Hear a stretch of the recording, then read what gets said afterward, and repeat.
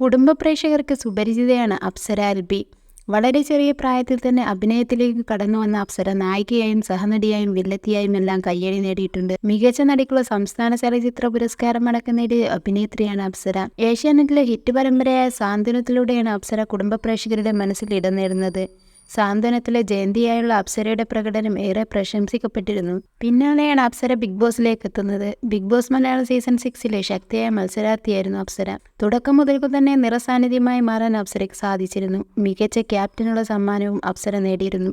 എന്നാൽ ബിഗ് ബോസിൽ അവസാനം വരെ തുടരാൻ അപ്സരയ്ക്ക് സാധിച്ചിരുന്നില്ല. പ്രേക്ഷകരെയും സഹതാരങ്ങളെയുമെല്ലാം ഒരുപോലെ ഞെട്ടിച്ച സംഭവമായിരുന്നു അപ്സരയുടെ എവിക്ഷൻ. ടോപ്പ് 5 വരെ എത്തുമെന്ന് അകത്തുള്ളവരും പുറത്തുള്ളവരും ഒരുപോലെ പ്രതീക്ഷിച്ച പേരായിരുന്നു അപ്സരയുടേത്. എന്നാൽ എല്ലാവരെയും ഞെട്ടിച്ചുകൊണ്ട് അപ്സര പുറത്താവുകയായിരുന്നു.